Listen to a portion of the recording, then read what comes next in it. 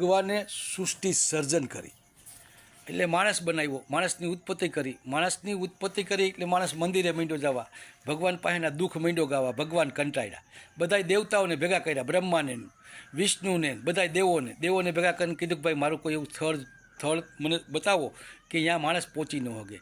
એટલે બ્રહ્માજીએ કીધું કે તમે કૈલાસ ઉપર જાઓ. કે કૈલાસ ઉપર જાઈશ તો અહીંયા માનવ પહોંચી જાય.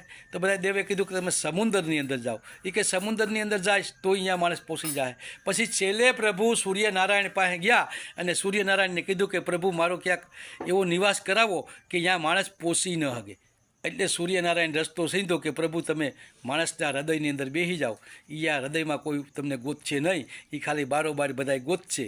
એટલે ભગવાન બધાના હૃદયમાં બેસી ગયો અને માણસ તીરથધામ મંદિરે બધે ગોતે રાખ્યું. હજી સુધી કોઈને ભગવાન મળ્યો નહીં. એટલે હૃદયની પૂજા કરો, હૃદયથી પ્રભુને યાદ કરો તો માલિક અવશ્યને માટે તમારું કામ કરશે. હર કોઈ જીવની અંદર પ્રભુ બેઠો, પ્રભુ હર કોઈ જીવની અંદર બિરાજમાન છે. જય શ્રી રામ.